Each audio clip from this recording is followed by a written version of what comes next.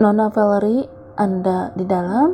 Sebuah suara memanggil dari luar sana, dibarengi dengan ketukan pintu yang lembut. Itu suara salah satu pelayan di mansion ini. Valerie mengenalnya. Gadis itu berdiam, memberitahu keberadaannya di dalam kamar. Nona, Tuan Besar ada di bawah. Beliau berkata ingin bertemu dengan Anda. Pelayan itu memberitahukan maksud kedatangannya. Ingin bertemu dengan Valerie? Bukankah baru sekitar 10 menit yang lalu mereka di sini? Kenapa juga Jupiter ingin bertemu dengan Valerie di bawah? Memangnya dia takut jika berbicara di sini Valerie akan memakannya? Tunggu, bukankah katanya tadi Tuan Besar? Alis Valerie sedikit menggerut. Valerie tidak pernah mendengar pelayan dan siapapun di rumah itu memanggil Jupiter dengan sebutan Tuan Besar. Yang dia ingat ketika kedatangan kakek Paul ke rumah inilah mereka memanggil orang tua itu dengan sebutan tersebut. Seperti tersadar dari mimpi buruk, Valerie merasakan ketukan di dalam dadanya. Ketakutan di dalam dadanya. Dia baru saja menyadari bahwa kakek Paula yang menunggunya di bawah sana. Ada apa ini? Bukankah kemarin siang beliau sudah pergi? Apakah mungkin ada sesuatu yang tertinggal sampai beliau rela kembali dalam waktu yang sangat dekat? Ataukah mungkin kakek Paul sedang mendengar kabar di rumah ini tentang Rainer yang mengamuk dan membenci Valerie? Jantung gadis itu terasa melompat dan menyangkut di tenggorokan. Membayangkan kedatangan kakek Paul pastilah ingin mengusirnya. Sebab itu pula beliau sengaja menunggu Jupiter berangkat lebih dulu agar tidak bisa menghalangi niatnya. Valerie melepas tangannya, membayangkan mungkin dirinya akan hanya sekedar diusir saja. Bukan hanya sekedar diusir saja, tapi juga diberikan hukuman atas kebohongan yang Valerie lakukan.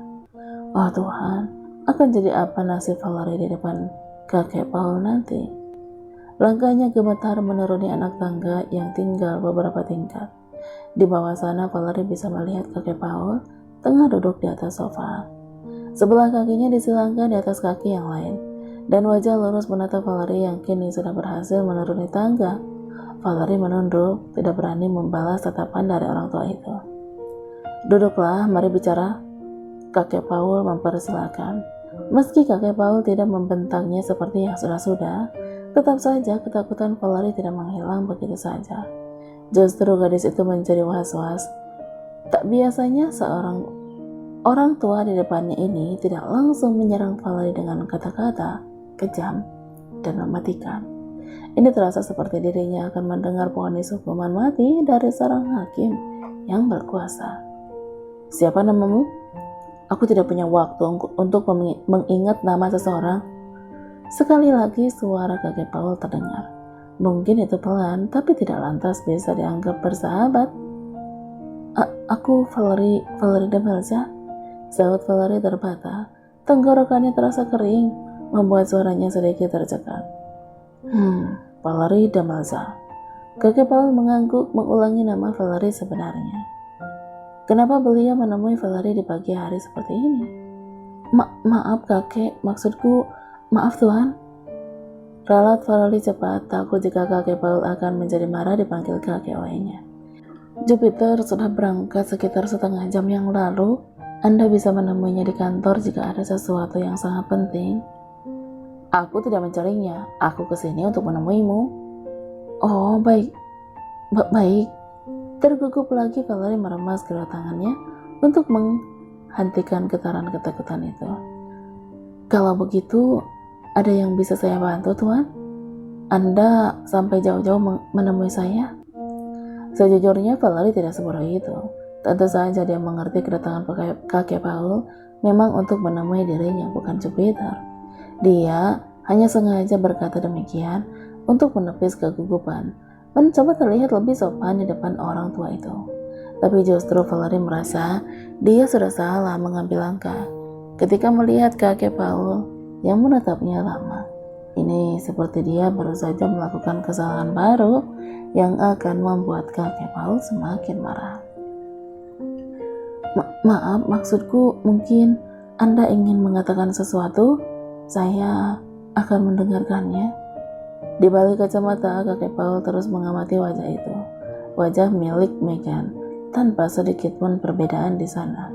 Dia terlihat seperti Megan yang sebenarnya, yang sekarang tengah mendapat hukuman dari kakek Paul. Wajah itu mungkin sangat mirip, tapi jika diteliti, seharusnya Jupiter bisa melihat betapa Valerie berbeda dengan Megan.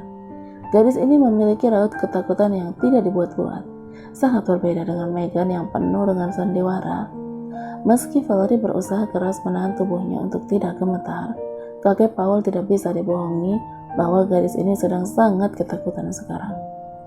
Aku sudah mendengar seluruhnya tentangmu dari Jupiter. Bagaimana dia salah menangkapmu sampai menceritakan bagaimana kau mengakui diri sebagai wanita itu. Jupiter juga memberitahuku tentang adikmu yang ada di rumah sakit khusus kanker. Valerie merasa dadanya berdebar saat kakek Paul menyebutkan kalimat itu. Jadi Jupiter pergi dari rumah untuk menemui kakeknya. Dia sudah menceritakan bagaimana awalnya aku bisa berada di rumah ini. Pikir Valerie. Penasaran, dia ingin bertanya, ingin membuka mulutnya untuk melakukan pembelaan. Tapi hanya bungkamlah yang bisa dia lakukan oleh gadis itu. Sampai menunggu kakek Paul melanjutkan ucapannya. Dia tidak ingin orang tua ini akan melibatkan Nicky atas kesalahan yang dia lakukan. Tapi melihat kakek Paul yang terus diam seakan menunggu Valerie berbicara, membuatnya tidak bisa seperti ini. Dengan terpaksa Valerie mengangkat bibirnya untuk bicara. Tuan, tolong, jangan libatkan adikku untuk kesalahanku. Aku mohon, dia sudah sangat menderita dan hidupnya divonis tidak lama lagi. Tolong biarkan adikku menjalani hari-hari terakhirnya tanpa harus menangisi kesalahan yang tidak dia perbuat, kata Valerie meminta keringanan. Kenapa aku harus mendengarkan permohonanmu? Kamu memanfaatkan cucuku, meminta uangnya untuk membayar perobatan adikmu. Lantas, bukankah seharusnya adikmu juga mendapat ganjaran atas kesalahanmu? Mata Valerie terbelalak mendengar perkataan pria tua yang tidak berperasaan itu. Kenapa orang ini sangat kejam? Dia tahu Valerie melakukannya sendiri dan Nicky tengah melewati hari-hari sulitnya di rumah sakit khusus kanker. Lalu dia akan tetap melibatkan Nicky? Sungguh, Valerie tidak mengerti kenapa orang-orang sangat sulit mengerti akan dirinya. Tuan, Anda bisa menghukum saya sangat berat, tapi tolong jangan melibatkan adik saya. Anda tidak boleh menyentuh adik saya. Valerie mengatakannya dengan air mata yang tidak terhenti keluar. Matanya lurus menatap kakek Paul, tanpa sedikit pun ketakutan menentang pria tua itu. Menggeram, kakek Paul pun membentaknya dengan suara yang sangat keras. Kau berani menentangku seperti itu? Bukankah seharusnya kau menyesali perbuatanmu? Tuan, aku memang salah memanfaatkan wajah ini untuk mendapatkan uang, tapi aku tidak menyesal atas kesalahan itu, sautnya Valerie, masih dengan mata menantang kakek Paul. Di hatinya mungkin masih terselip rasa takut, tapi untuk Nicky, dia harus menekan rasa takutnya. Refleks, kakek Paul berdiri dari tempatnya, menatap Valerie penuh kemarahan. Gadis ini, selain berani menentangnya, juga sudah terang-terangan berkata dirinya tidak menyesal. Tidak pernah ada orang asing yang berani menjawab perkataan kakek Paul. Orang tua itu mencengkram seluruh jemarinya di dalam genggaman untuk menahan rasa kemarahan yang sudah sangat membuncah. Kau tidak menyesal, katamu? Apa kau tidak memiliki rasa takut? Sebenarnya orang macam apa yang sedang berusaha dipertahankan oleh cucuku? Kakek Paul mempertanyakan sifat asli Valerie. Kepalanya menggeleng 2 kali. Tidak menyangka gadis di depannya itu ternyata memiliki keberanian yang sangat besar. Iya, aku tidak pernah menyesal melakukan kesalahan demi membuat adikku hidup lebih lama. Bahkan jika Anda menyuruh seseorang menghabisiku detik ini juga, tidak akan aku menyesal melakukan itu. Setidaknya aku bisa membuat adikku hidup sampai detik ini. Gadis itu ikut bangkit dari kursinya, berjalan mendekat ke tempat di mana kakek Paul tengah berdiri. Tanpa aba-aba dia menjatuhkan diri, membuat posisi bersimpuh di dekat kaki Paul, dan menyatukan kedua tangannya. Tuan, saya tahu Anda memiliki hati yang baik. Saya pun tahu Anda marah melihat aku memanfaatkan cucu Anda. Dan saya juga tahu betapa Anda kesal melihat Rainer yang sempat bahagia harus kembali kecewa karena kebohongan saya. Tapi di balik kemarahan Anda, saya pun bisa melihat cinta yang begitu besar untuk mereka. Anda mencintai cucu dan cucu buyut Anda dan ingin melakukan yang terbaik untuk mereka. Sama seperti saya. Meski hukumannya adalah mati, akan saya terima jika itu bisa membuat adik saya hidup bahagia, kata Valerie. Kalimat panjang itu mengalir begitu tulus dan lembut dari bibirnya. Tanpa sedikit pun dia merasa gugup ataupun kaku. Valerie memohon di depan kakek Paul, berharap orang tua itu bisa mengerti posisinya. Dengan memberanikan diri kembali, dia membuka mulut berbicara. Saya mohon, tolong jangan libatkan adik saya untuk semua kesalahan ini. Jatuhkan hukuman untuk saya, Tuhan, tapi jangan memberitahu adikku. Apapun hukuman yang akan kakek berikan, Valerie sudah siap. Mengusirnya membuat Valerie menghilang dari atas bumi ini seperti sebuah noda pun dia tidak peduli asalkan kakek Paul tidak melibatkan Nicky di dalamnya. Meski hatinya sangat ketakutan, seluruh tubuh gemetar menunggu vonis itu dijatuhkan, Valerie tidak akan menarik perkataannya. Dengan sabar dia menunggu kakek Paul membuka suara. Pergi, hanya itu yang akan aku katakan kepadamu. Pergilah, pergi dari sini sekarang juga. Pergi dan tinggalkan cucu-cucuku. Mungkin itu terdengar lebih manusiawi, tapi siapa yang tahu akan kemana kakek Paul menyuruhnya pergi. Dan pergi menghilang dari hidup Jupiter sudah tentu adalah hukuman yang sangat mematikan bagi Valerie. Ini seperti dia diselamatkan dari kematian untuk menghadapi kematian yang lain. Sebab sejatinya, meski Valerie pernah berkata ingin Jupiter melepaskannya, gadis itu tidak pernah yakin akan permintaannya. Valerie tidak bisa hidup tanpa Jupiter. Hanya itu yang dia rasakan sekarang. Jika penolakan itu datang dari Jupiter, Valerie mungkin akan membangun pertahanan diri sehingga bisa menjadi wanita yang tegar. Tapi saat kakek Paul yang menyuruhnya pergi, Valerie seakan dilempar sangat jauh, dihadapkan dengan pilihan membunuh dirinya. Sangat sakit dan sulit untuk dia terima, namun tidak mungkin berani menantang. Kau mendengarku, Valerie? Suara orang tua itu terdengar lagi. Valerie bisa mendengarnya dengan jelas, tapi bibir tidak kuasa untuk menjawab pertanyaan dari kakek Paul. Kenapa sang gadis mengangguk? Kepala sang gadis mengangguk kaku, seperti semparuh robot rusak. Jadi, kau mau pergi meninggalkan cucu-cucuku? Tanya kakek Paul lagi, sembari menatap gadis yang masih bersimpu di bawah kakinya. Aku terdiam. Valerie mengumpulkan seluruh tenaganya untuk bicara. Meski hatinya tidak kuasa menyampaikan kalimat ini, dia tetap harus mengatakannya. Tentu aku tidak mau, Tuhan. Tapi apa yang bisa aku lakukan? Apakah aku punya pilihan untuk menolak perkataan Anda? Aku hanya orang hina yang terlalu banyak berharap. Air mata pun lolos begitu saja. Dia hanya orang yang kurang beruntung dari segi materi.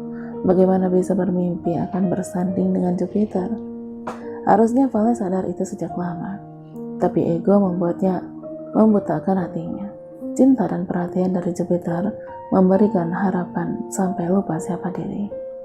Jadi begitu ya? Kakek Paul mendengus. Kau bisa berbohong sekian bulan, mengatakan dirimu adalah ibu dari Rainer dan memberikan cinta untuknya. Tapi kemudian, hanya karena kebohonganmu terungkap, lalu kau sudah langsung menyerah? Tidak kusangka, kau semenyedihkan itu. Berdiri, kata kakek Paul kemudian. Matanya menatap sang gadis dengan sorot yang begitu sulit untuk diartikan. Cepatlah, seseorang sudah menunggumu di luar. Jangan menunggu Jupiter kembali. Lantas membuat Rainer semakin membencimu. Tapi Tuhan, tolong izinkan aku memberitahu kepergianku pada Rainer. Aku juga harus mengatakannya pada Jupiter. Dia menggigit bibirnya sendiri, takut perkataannya akan memicu kemarahan sang kakek Paul. Itu tidak perlu, berdirilah. Jangan membuang waktu. Kau juga tidak diizinkan membawa sehelai pakaian pun dari rumah ini. Tidak ada kesempatan untuk Valerie. Kakek Paul benar-benar mematikan harapannya. Gadis itu takut jika berani menjawab lagi, justru akan membuat kakek Paul semakin marah. Inilah saatnya. Bahkan kakek Paul tidak mengizinkan Valerie sekedar menemui Rainer untuk yang terakhir kalinya. Justru pria tua itu tidak ingin Jupiter membela Valerie dan akan membuat cucu buyutnya menjadi semakin marah. Tak ada harapan Valerie untuk bertemu dengan Jupiter lagi jika dirinya sudah keluar dari rumah ini. Kaki kecilnya melangkah tertatih, tubuhnya gontai, sesekali hampir terjatuh oleh beratnya beban hidup yang Valerie tanggung. Dia merasa seakan langit runtuh dari atas sana, menghimpit diri yang hanya sebutir debu. Valerie seperti sesosok mayat hidup yang bisa berjalan, melewati para pelayan yang menatapnya di sisi kiri kanan. Kenapa mereka menangis? Bukankah para pelayan ini dulunya sangat membenci Valerie? Mereka selalu melakukan apa yang diperintahkan oleh Patricia untuk membuat Valerie dalam kesulitan. "Nona," terdengar bisikan mereka samar-samar, bersama isakan tertahan dari mulut-mulut kecilnya. Valerie hanya seorang pembohong. Apakah mereka melupakan fakta itu? Sakit, perih, juga bercampur lucu. Hidup ini terasa lucu, menertawakan Valerie dengan berbagai kesakitan. Di depan rumah besar itu sudah ada 2 mobil yang menunggu.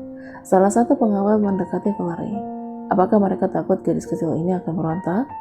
Valerie hanya gadis lemah yang tidak mungkin bisa berlari dengan kondisinya saat ini. Kenapa harus takut? Bukankah ini lucu juga menyedihkan? Terkadang Valerie ingin menangis dan tertawa mengingat nasib sendiri.